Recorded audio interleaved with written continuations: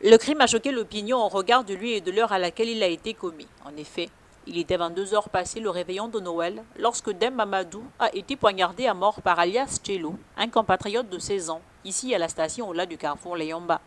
Interpellé grâce à une action conjointe de la DGR et de la PJ, Tchello et ses compères sont ramenés sur le lieu du drame pour une reconstitution des faits, au terme de laquelle les limiers de la DGR assistés par le parquet sont enfin parvenus à lever toute équivoque.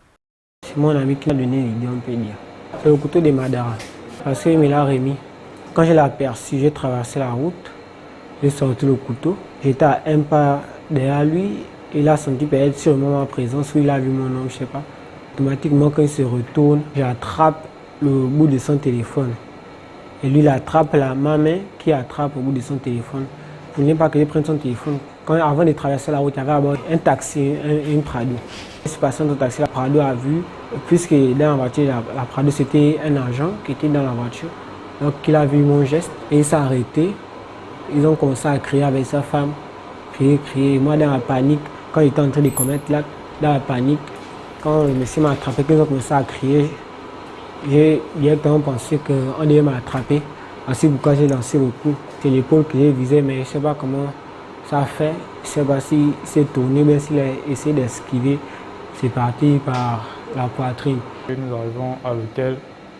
Tout simplement, ça a dû Tchello, voir le papa là. Il traverse la route, il met la capuche, il sort le couteau. Et il a piqué 2 coups de couteau au papa là. La machette que tu avais? Je l'ai jeté.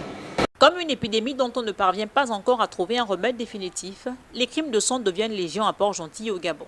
À quand des sanctions dissuasives, s'interrogent les populations, à côté des hommes en uniforme quelque peu dépassés par la persistance du phénomène de l'insécurité en général.